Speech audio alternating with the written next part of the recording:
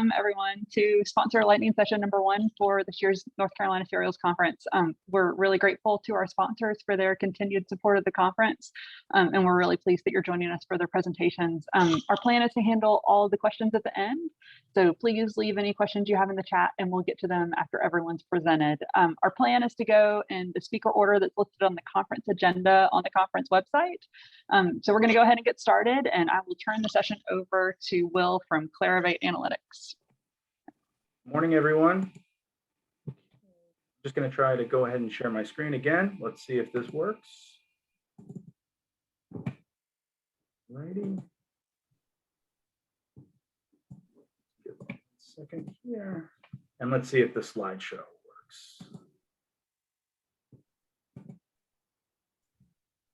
Are you guys seeing a slideshow right now, or are you just we're not seeing the slideshow. We're just seeing the PowerPoint window. Okay. Can you see the from the PowerPoint window? Can you guys see okay? It would be clear if you could get this just the slide. It's a little small on the screen.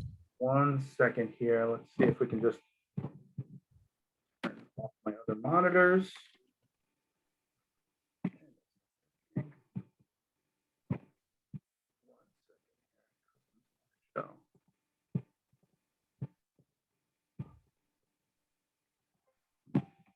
Let me just try one.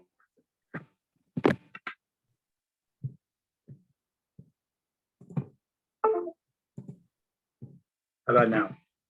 That's good now. And your camera's not on. I don't know if you wanted that on. You guys can see me right here. I'll just leave it off for right now. It's a Friday. I'm in my lounge gear, so I appreciate it though. So since we have 5 minutes, I don't think I've ever done a presentation in 5 minutes, so I think we'll just jump right into it. I appreciate NC Serials for inviting us in. For those of you who haven't been before, it's an awesome conference. They have the best snacks of any of the shows that I've ever been to. So that's the one thing that I'm missing this year due to COVID. So my name's Will Edgar. I'm the Regional Account Manager for Clarivate Analytics. I work with large research universities all the way up from Buffalo, all the way down to Southern Florida. So that includes obviously the Triangle, the Carolinas, and schools like that. So today, what I wanted to talk about, sort of going with the theme of NC Serials, is open access and supporting data-driven collection strategy. So to jump right in, how can Clarivate as a company assist in your collection strategies as a library? So we have a few different tools. Some you may be very familiar with, some may be new. But we obviously have the Web of Science. That's our flagship product. We also have journal citation reports. You may be familiar with that from the impact factor. We also have a product called Insights Benchmarking and Analytics that can assist. And then we also have custom data and consulting, and I'll talk about that in a second. So what is the Web of Science? If you haven't heard of the Web of Science, we're the world's largest citation index. We have journals, conferences, books, all different types of data, patents, things like that. We have high quality content, right? So it's very important that we have a full-time editorial curation team. They look at 24 quality criteria when selecting journals. And then we also look at impact criteria. So we are constantly vetting journals, looking out for predatory journals, things like that. We have very highly structured metadata. And why that's important is that we're building authority files for institutions, whether that's NC State, Chapel Hill, Duke. We also build authority files for publishers. So publishers have all these different imprints and we're rolling them up into one publisher. We do that for funders, and we also are doing that for authors. And the author piece, we're using algorithms, ORCID, our own researcher ID, and we're also doing claim your own profile now. Another thing is comprehensive coverage. So we go back over 100 years, and probably one of the most important things is that we're publisher neutral. We don't publish anything. Our whole goal is to select and deselect journals and deliver the best quality to your users. So how can you use the Web of Science and JCR using bibliometric analysis for collections management? And this sort of goes back to Eugene Garfield, but we only have a couple more minutes, so I'll stick on the script here. So we can help you identify which journals have high quality, relevant content to your users, which have OA research in those journals, what are the impact of those particular journals or publishers, and also where you're on a local level, where your faculty publish most frequently, what they actually cite when they're publishing on campus, and who's citing your research. So the first thing I think is very important to talk about is how we index open access. And this is sort of a fundamental change that we've had over the last couple of years, where we used to do it on the journal level. PLOS One, very easy to find out if that is open access. The hard part is finding out how do we find those hybrid articles that are open access at the repository, the publisher, off of embargo, things like that. We gave a grant to a company called Our Research Impact Story, and they're now called Our Research, that developed the Unpaywall plugin. And what they were doing is going out and finding all this open access on the open web. So with our grant, we asked them, when you find a permanent legal open access paper, whether that's at the publisher or the repository, help us backfill that into the Web of Science, and that's what we've done. So over the past couple of years, we went from about 2 million open access papers to about 15 million open access papers. So if you do a search, and I did just a random search for DNA over the last 5 or 6 years, 2015 to 2020, you get about 412,000 general results in the Web of Science. So that's just a normal search. And what you can see is, if you look at the open access, there's over 50% of that content that we've indexed is open access on some level or another. So it's really transformed the way that we're looking at it. And you can see here on the front end, when your users see a record, you can get it, from your library holdings, or you can get it from the free accepted article from the repository or at the publisher.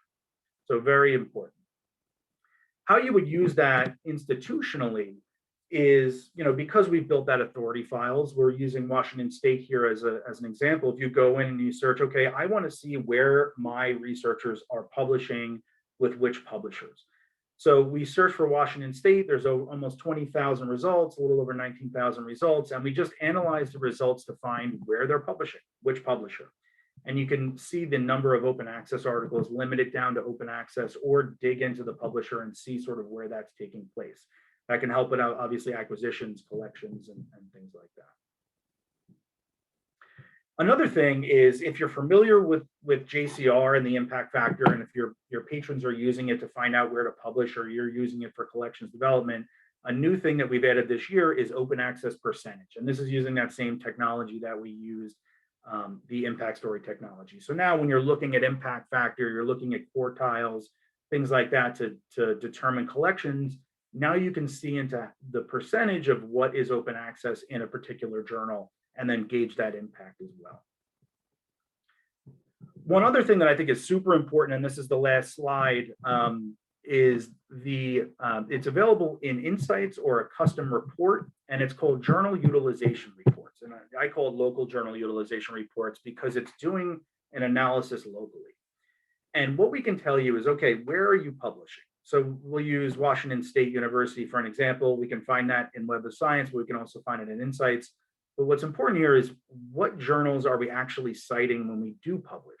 So it's going in and it's looking at all the cited references that you have in all the different 19,000 papers and showing you what you're actually citing. So which publishers are you citing? Are these titles OA?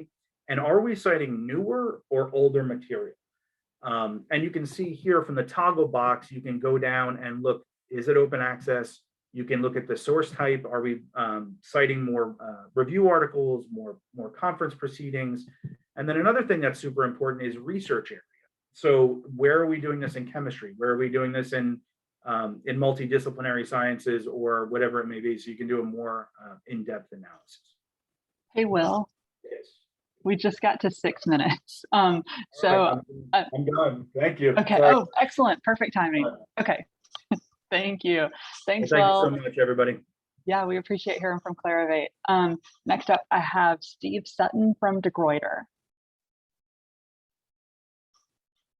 Share my screen with you.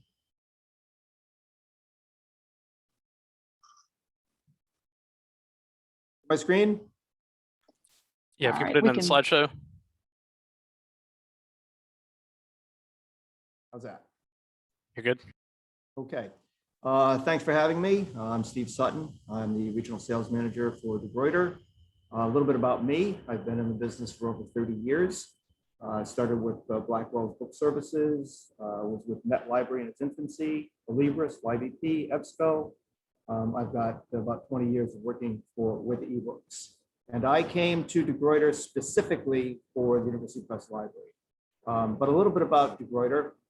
We are a publisher, been around for a very long time, 270 some years. We publish 1,300 new books, journals, humanities, social sciences, sciences. We're actually adding a lot of STM journal titles this year, wide range of databases. And now we host content from major university presses by the University Press Library program. And you know, what is the University Press Library program? It's interesting that I'm giving a 5-minute talk on something that was a 5-year pilot. And I came over to move this product from a pilot to an actual service. We launched it in the Charleston conference in 2019.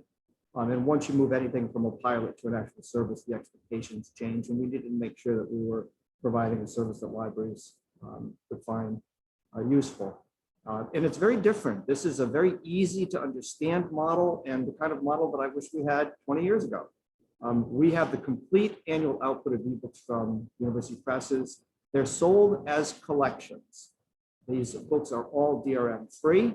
They're hosted on our newly launched platform. They're deeply discounted, and we provide metadata support as well. And why? Why is this different from other models? This is not patron-driven. It's not evidence-based. It is a model where you buy that complete collection, so the expenditure predictability is there, which you don't have with some of the other models, other than maybe subscriptions for ebooks. It's tough, certainly with PDA, to predict what you're going to spend, and this is predictability in terms of the output and pricing. You get complete coverage. So the presses that we work with, we get the annual output of the presses. The best-in-class user experience is because they're DRM free.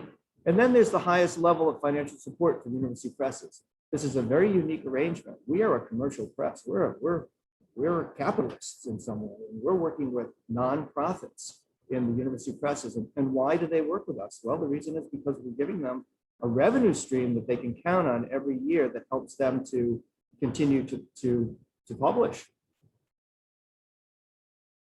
And I say that because, you know, a lot of you may know that university presses have been under duress for a long time. One of the issues that university presses has is that they want to publish different kinds of books. You know, some people publish local interest, scholarly titles. They're moving more into trade, but they've also always published what we call the low-use scholarly monograph, which is so narrow. They only sell a few of those books. They need the revenue to be able to publish those. So here's a slide that shows you a couple of university presses that really were under duress and were in danger of going under. And we are working with them and bringing them a lot of revenue through this new program, which helps them every year to be able to not only continue and keep their doors open, but to continue the output that they've done annually. And for libraries, I show this slide because what you'll see on the slide to the left is, it was only in 2017, the number of titles that university presses would withhold. I said the pilot was 5 years because we had to prove to the presses that don't hold back, don't embargo, don't think that your titles are going to be course adopted, and therefore don't make them available as ebooks. And then the slide to the right, you see the difference here. You know, in 2020, publishers are not holding back titles. They're giving us their content. The few titles that are held back are either, you know, they couldn't get the rights to do so, or it's difficult to digitize, you know, the art and architecture, for example. But a stark difference in only a few years of what the publishers are making available to us. And I also will tell you that one of the things we do is we get files from publishers, from our presses, that are one user only with other aggregators, or 3 user, they're restricted. We unlock those titles. So there's a huge advantage to buying the collections from us because there's a certain percentage of titles that are only available DRM free on the DeGruyter platform. Here are the presses that we're working with. I think we're up to 16. We get contacted quite often by other presses to join. You know, it's interesting, when I came over, I asked the presses, you know, why are you working with DeGruyter? DeGruyter is not a nonprofit. And the answer I got over and over again was trust, number one, and the revenue that they're bringing in. We also get contacted by now the libraries that are working as presses. We have to be a little careful how many we bring on board. The most recent we brought on board is University of Texas and Penn State. So we're just starting to load their content onto our platform. So pricing. I show you the average number. You know, the first thing I hear is, well, you know, how many titles do the presses put out every year? They all differ, but it's not a huge amount. So the average is 168. The average price of every ebook before discounts is $130.88, and then we discount. It's very difficult to get discounts. The only time you get discounts in ebooks really is maybe end of year when a publisher decides to put out some collections, but we discount right off the bat. So that's the average price of an ebook is $88.55. We also add more discounts as the more presses you buy. So we're really good at providing discounts for these collections. And then you get additional discounts based on the size of your library. Now, what libraries are buying from us? And I mentioned when we launched in 2019 in Charleston, I think we had 10 customers. Now we have around 40 libraries buying collections, and they vary from large libraries, Harvard and Yale, Princeton, Columbia, NYU, to small consortia, Colby Bates Bowdoin, and we've got some of the Oberlin members. And we also have system-wide purchases. Connecticut, for example, all the community colleges and University of Connecticut being the flagship all have access to collections they bought. So now everyone's big on resource sharing and also textbook affordability, because our ebooks are all DRM free. You can add those textbooks those books to your course pack, not worry about, you know, that it's one user or it's in a subscription model. And so we've seen a lot of activity from consortia that are doing resource sharing, have one system, so it's easy to send one record. Hey, Steve. Yep, that it? We just got to the end of our time. Yeah. Okay, Yeah. just want to show this last slide. We created these care standards, making sure that we're meeting our customers' needs. And basically, that's it. Any questions, don't hesitate to get in contact with me. There you have it. There's the University Press Library from DeGruyter. Great. Thank you. Thanks, Steve. Thank you. And we'll have the slides available on the website as well in case people want to get into the fine print. Because I know that last slide packed a lot of information for folks that are probably Okay, thanks a lot. Yeah. Next up, I have Kristen from Duke University Press. Hello, everyone. Just give me 1 second and I will get us set up. All right, so like Megan said, I'm Kristen Twardowski from Duke University Press. I am the library sales manager there, and today I'm sharing the story of one of our new experiments in open access. So in the summer of 2020, Duke University Press and the Population Association of America embarked on an extraordinary endeavor. They decided to move Demography, a leading journal in population studies, away from a large commercial publisher to make it into a platinum open access title at a university press. Founded over half a century ago in 1964, Demography is now the flagship journal of the Population Association of America, a nonprofit, scientific, and professional organization dedicated to serving its 3,000 members and the area of population studies more broadly. The journal publishes around 100 articles per year, and in 2019, its articles were downloaded over 400,000 times. These articles touch on the many fields related to demography, including the biomedical fields, health sciences, sociology, economics, and family planning. The nature of these fields means that making demography open access is a matter of public good. Society can only benefit from the increased availability of this research. Demography also publishes articles from scholars all over the globe. They may be the Population Association of America, but they support demographers everywhere. And by making the journal open access, we hope that these scholarly conversations will become even more international and grow even more powerful. Demography's move to open access makes this possible by ensuring its content will be available without subscription or open access fees. Anyone, anywhere will be able to access the content. But demography will still need monetary support to offset the loss of revenue that comes with the move to open access and away from being part of a big deal package from commercial publishers. I'm not going to get the percentage right, but out of a package of about 100 titles, demography composed of, I think it was 7% of the overall usage in that big deal package. So the funding will make sure that the journal is available globally, that publishing costs are covered, and that the journal sponsoring society receives financial support. Funding comes from many different areas. I know lots of folks at this conference are from libraries, but funding won't only come from libraries or consortia like lyricists who've partnered with us on this. Funding will also come from university departments, from research centers, from external funding bodies, and from individual donors. The Population Association of America's members are very passionate about demography and are actively invested in ensuring it continues.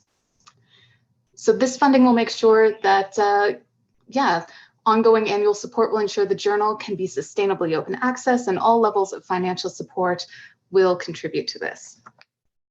So for more information about demography and the model, you can go to that lovely URL listed on the screen, or if you have questions or want to contribute, you can email funddemographynow@duquepress.edu.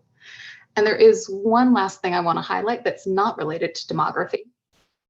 Duke University Press is currently having its end of fiscal year sale going on, and that is 25% off select electronic projects or products, including some of our backlist ebook content, journals collections, and our subject collections like African American, African and Black studies, gender studies, and Asian American studies. If you want more information about that, please feel free to email us at libraryrelations@duquepress.edu. And do forgive me if you can hear that very loud bird outside of my window. Thank you, everybody, and I hope you enjoy the rest of NC Serials. Thanks, Kristen. I love the bird noise. It's like very, I don't know, it like sets a nice mood. I think it's great. Thanks. Next up, we have Jody and Julia from EBSCO.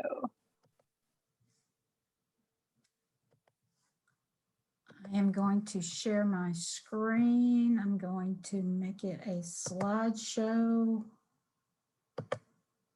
There we go. Are we good? We're good. Good. Okay, great. For those of you not from North Carolina and the surrounding area, I am Jody Upton. I am the account services manager in this region. And then I'll let Julia Hoover tell you who she is. I am Julia Hoover. I'm the regional sales manager for EBSCO, and I manage the Carolinas, Tennessee, Kentucky, and West Virginia. So we wanted to share with you just a little bit more that EBSCO is moving through with package management and access services as we move into different models of libraries buying information from publishers and different sources. So we just wanted to quickly go through these for you. As you know, everyone can place an order with a publisher. What EBSCO strives to do is let you deal with less publishers, have your institution cut less checks, and that's what we do when we place your orders with the publishers. We also maintain order history records with your title details. As you all log into EBSCOnet, for those of you that are an EBSCO customer, you can log into EBSCOnet, you can see a title, you can see how long you've owned it, you can see if you change formats, you can see all of that kind of information with it. Julia is going to talk about e-package renewal services. One of the new enhancements for EBSCOnet this past renewal season was our renewal portal for e-packages. And I think it's been fantastic in streamlining the renewal of large packages. We keep track of the titles that go from one publisher to another, and all of this is provided within EBSCOnet. As Julia mentioned, with the tracking of titles, my publisher partners on here today know that they buy and sell titles, and we are monitoring that for libraries. We keep records of not just package movement, but your individual package movement. So that is something we do. There's a team in Birmingham that does that. That's all they do. Thank goodness I'm not on that team, but they do that and keep track of that information for you. You also, your invoices that we have, we can do just about anything you want with your invoices. If you want to do it a package at a time, if you want us to parse out a particular amount for an academic library, as well as a law library, as well as a health sciences library, we can do that. Julia, you want to go ahead about the reports? In EBSCO.net, under the reports tab, you will see roughly about 24 different customized reports that you can generate either immediately or will be delivered to your email inbox the next morning.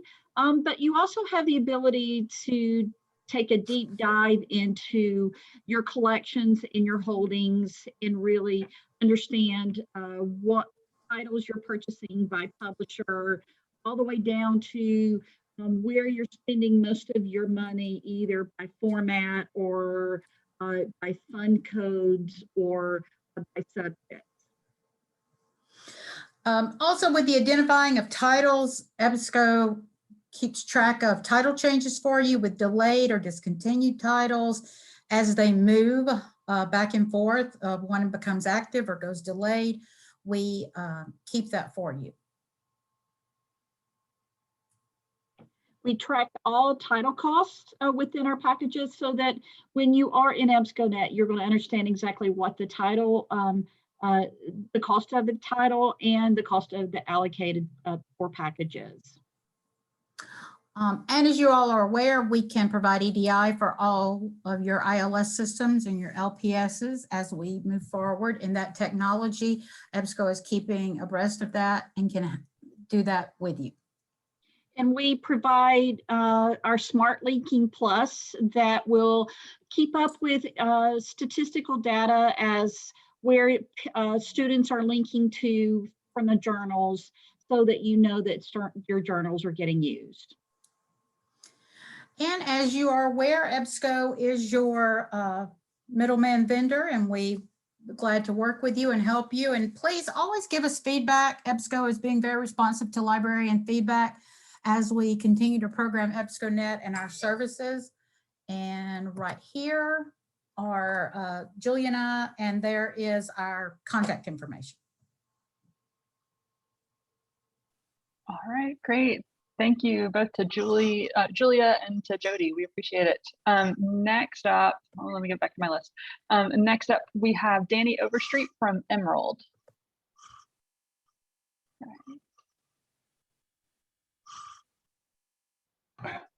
Thank you, Megan. You're welcome. Good morning. Let's see if I can share my screen here.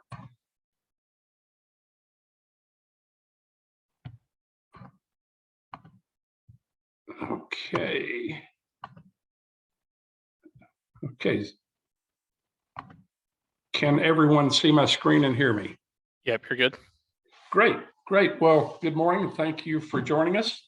I'm Danny Overstreet. I cover the southeastern region for Emerald Publishing, and we're proud to once again sponsor the North Carolina Serials Conference. It's one I've always enjoyed, and while I miss meeting with you face to face, I'm pleased to have this opportunity to share some information about Emerald's rapidly growing ebook portfolio, and specifically about two newer acquisition models. I assume or suspect that most, if not all of you, are familiar with our peer-reviewed journals. Emerald's been in business a little over 50 years now. I haven't been with them that long, but 7 years ago, I joked when I came with them that our ebook portfolio was one of the most closely held secrets that Emerald had. So since then, though, it's become a rapidly growing part of our business. And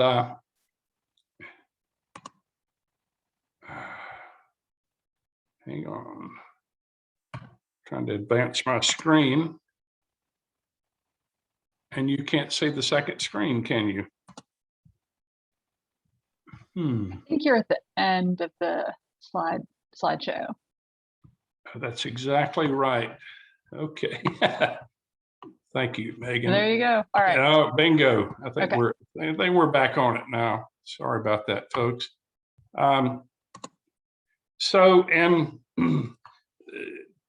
eBooks program has recently generated some industry buzz, including a number of award-winning titles, which you can see there.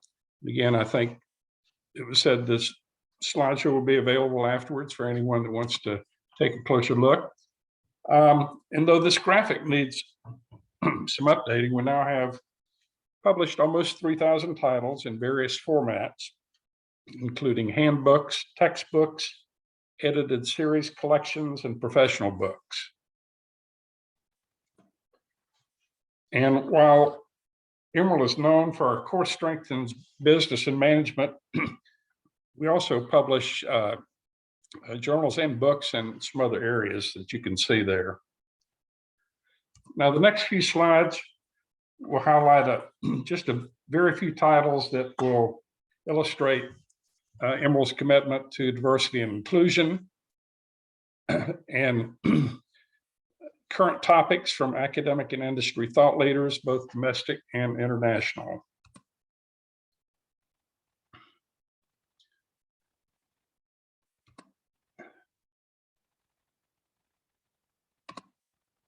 There's one we can all identify with, the cabin fever effects of the pandemic.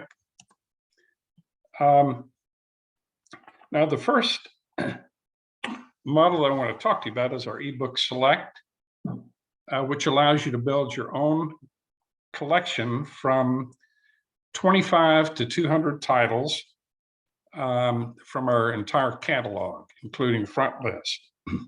Now, these are obviously one-time purchases with perpetual access, no DRM. And Emerald has also pre-built or pre-selected several collections. For example, this one that highlights the importance of diversity in research.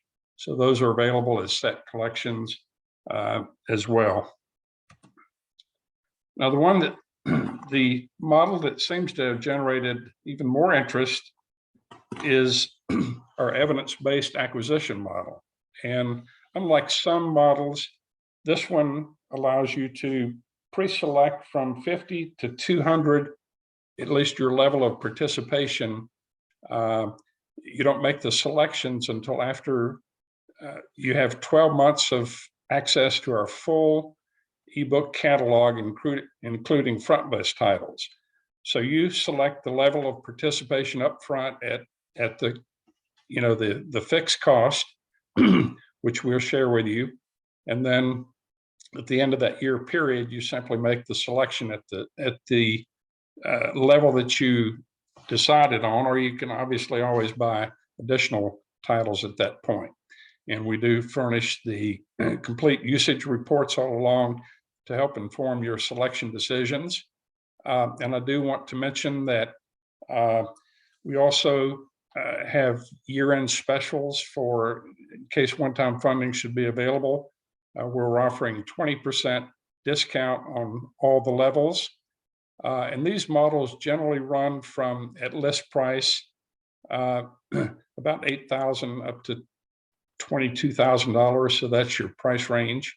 And that would be before discounts. And essentially that is my complete presentation that I wanted to share with you this morning. And I understand there'll be questions and answers at the end. So I want to thank you for your time. All right, great. Thank you, Danny. You bet. All right. Next up, I have Brittany from IET. Hi, thanks. I'll just share my screen as everyone else has. Great. And I will assume, unless if I hear otherwise, that everyone can hear and see my screen. So just to introduce myself, my name is Brittany Leedy, and I am a marketing manager with the Institution of Engineering and Technology.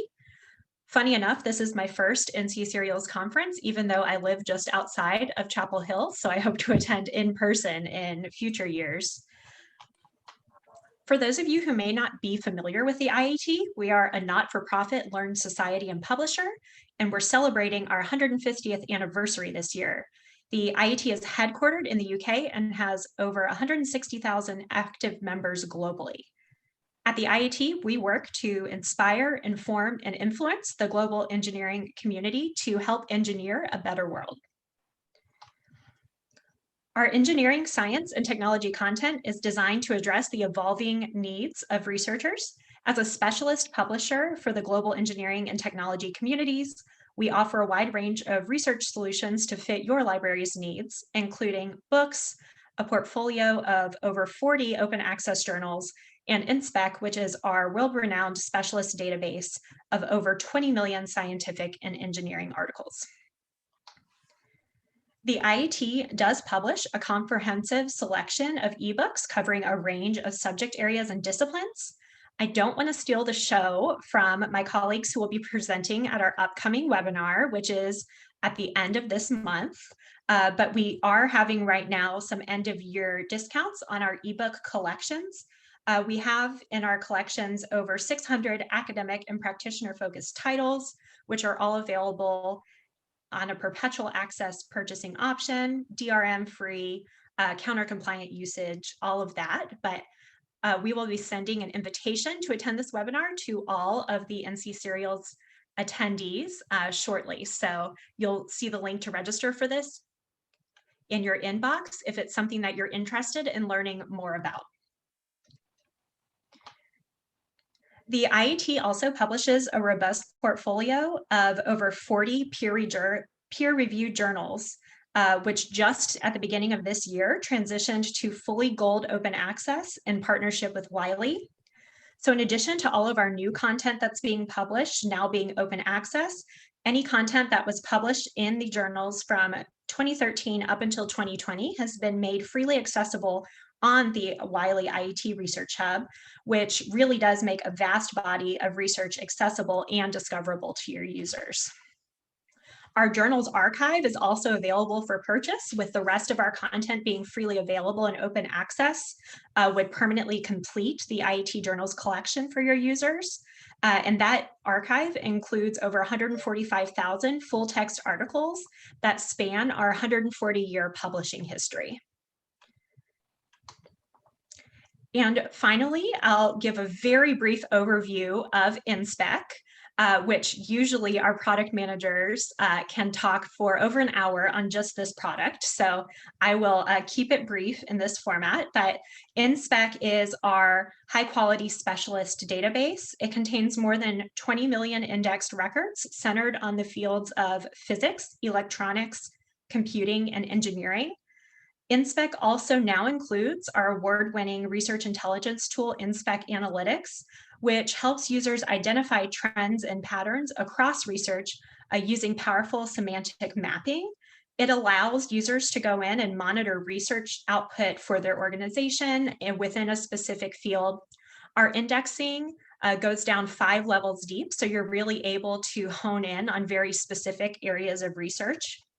And as a specialist database, we make content more easily discoverable by researchers with the precision and accuracy of our indexing, and by including tools like astronomical, chemical, and numerical indexing. A recent research study found that researchers who use Inspec actually spend 25% less time on literature searches than users of the leading free scholarly search engine. This is because it makes the process of literature searches more efficient by researchers being able to search and locate content that is precisely relevant to their work. Inspec is integrated with a number of vendor platforms, which makes it easy to add to your library's digital offering. That includes some of the presenters that have been on the call here today.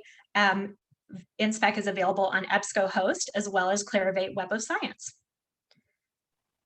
So that is my extremely brief whistle-stop overview of what the IAT's Knowledge Services and Solutions has to offer. please do not hesitate to reach out to me at the IETusa@iet.org email address if there's any additional information about these products that I can provide, catalogs, or if you would like to be in touch with one of our regional sales managers. All right, great. Thank you, Brittany. Okay, and our final sponsor speaker today is Ben from IOP Publishing. Yes, thank you. Just do the screen share here.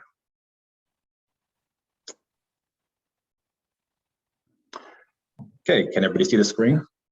Looks Is that good. Good. Okay, great. All right, well, thank you again for the introduction and the opportunity to speak at NC Serials. My name again is Ben Reisman with IOP Publishing. I'm the Regional Sales Manager with IOP for the US Eastern Seaboard and all of Canada. So I'm just going to take a few minutes to discuss what's new and notable with IOP in 2021. So my screen seems to be a little bit frozen here. There we go. So I'm assuming that probably most of you who are watching probably are familiar with us and probably have some of our content, but just in case, we are a society publisher who works closely with the global scientific community, and that's been at the heart of our publishing activity for more than a century now. Our portfolio includes journals, books, conference proceedings, and science news resources, and our focus is mainly on physics, material science, biosciences, just name a few examples. Obviously, journals is the core medium that we're based on, and we do have over 85 different journals. We do have an ebook selection of over 500 books. And ebooks is a relatively newer product line for us. It's an exciting one. We've been doing it for 8 years now, so we have 8 releases. And as always with the ebooks, there's no DRM restrictions, no limits on simultaneous users, and we do offer in multiple formats, such as the ones that you see there. The books are a one-time purchase. There's never any kind of recurring maintenance fees or annual updates. Basically, once you buy it, it's yours to keep. And no matter who downloads it, whether it's onto a phone or a laptop, the book is always going to be there. It's never going to go away. So it probably wouldn't surprise anybody that a lot of the book coverage is similar to the journal coverage. They do complement each other well, but there is a lot of broad interest with the books. There's a lot of interesting topics they branch out into. There's a few examples here, such as energy smart buildings, the everyday physics of hearing and vision, astronomy education. So there's a lot of education style books and entrepreneurship. And textbooks is a newer area that we cover. This covers a variety of topics. A few examples on the screen that you can see here: optical radiation and matter, quantum field theory, solid state physics. So it's a good variety of subjects, great for teaching, very current and relevant information. So with our 2021 release of ebooks, there's actually 105 IOP books, but we're also excited to announce that we do have a AAS collection available along with this release. So this is exciting because we haven't done a AAS release since 2017. And as a matter of fact, we've only done 2 ever in 16 and 17. So a lot of people have been waiting for this, and it's really exciting. The other thing that's notable too is that in the first couple of AAS collections, there was only 10 books a piece in both of those. This one does contain 15 books, so it's the largest collection to date as far as the AAS collection goes. And there's many notable authors in the collection. So that pretty much wraps it up for me. If you have any questions about anything that I discussed just now, or anything you may have IOP related, please do feel free to reach out to me. Thank you. Over. All right. Thank you, Ben. We have come to the end of our sponsor speaker lineup. If anybody has any questions, you can drop them in the chat. I haven't seen anything come in throughout the session. I actually did have a question for the speakers who represent providers of ebooks. So I guess DeGruyter, Duke University Press, Emerald, IET, and IOP Publishing, are y'all making your content available for title by title purchasing, either direct with y'all or through any of our book vendors that we use, like Gobi or Oasis or Rialto? Steve, did you want to start?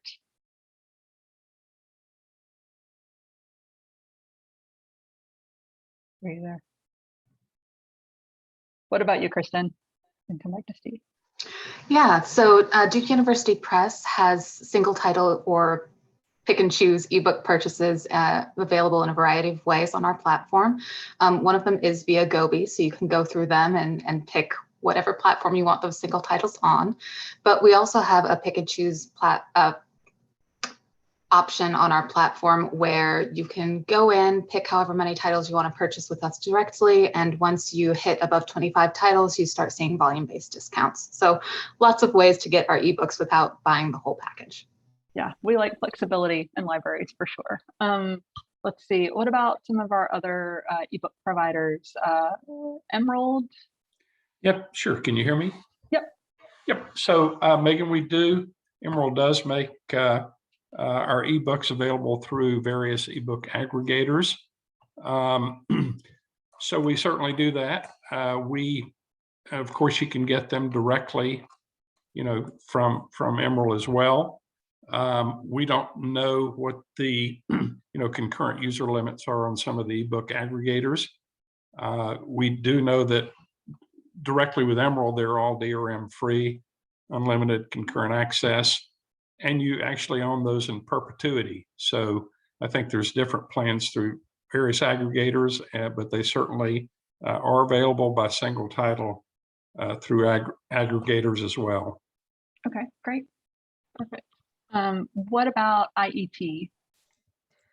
Yeah, the IET ebooks are available on the IET digital library and I believe can be purchased on a title by title basis. In addition to our collections, which are typically focused on all of the content that we've published with our ebooks within specific years, we also do have subject-based collections. So if there's a particular subject within the engineering and technology of our scope that you would like to purchase, that can be purchased rather than our full portfolio of books from the year. So there are a variety of flexible options. And just to reiterate that we are having some discounts right now for end of year pricing. And our sales representatives are happy to come up with a package and pricing options that suit your needs. So they're absolutely happy to discuss various options. Okay, great. And what about IOP Publishing?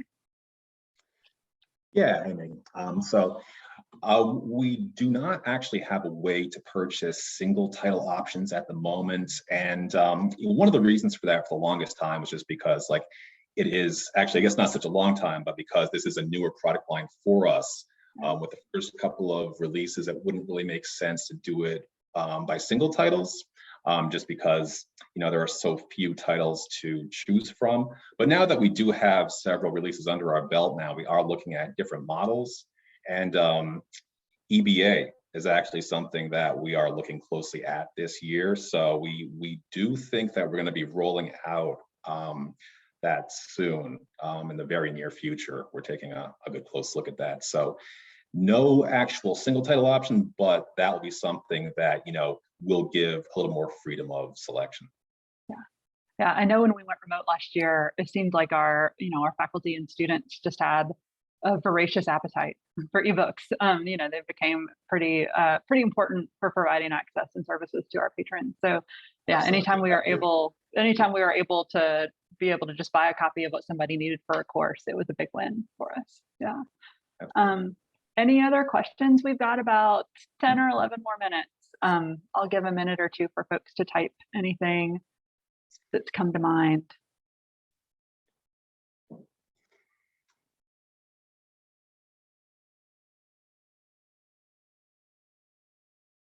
I chose my background today.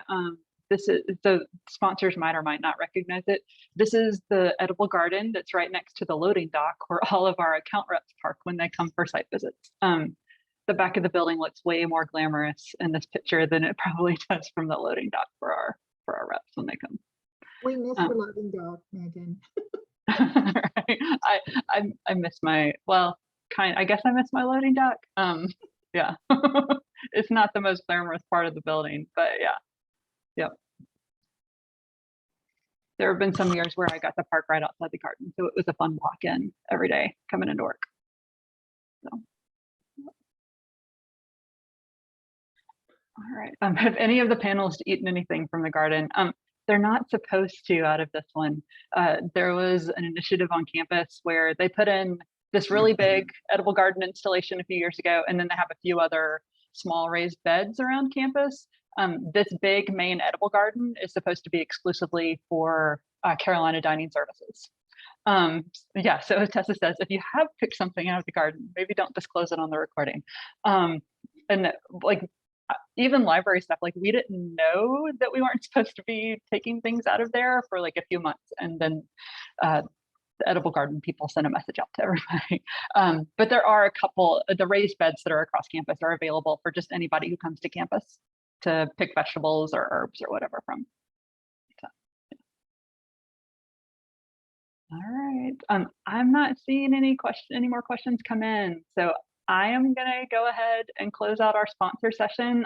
Like I mentioned, we're going to have slides and recordings available on the website in a few weeks, and that we'll be sending out. Thank you again to all of our sponsors for their generous support of the conference this year as we've gone virtual, and thank you to all of our attendees for coming to listen to them and what they have to say. Thanks, Bye. Megan. Bye. Thank you all. Thanks. Thank you.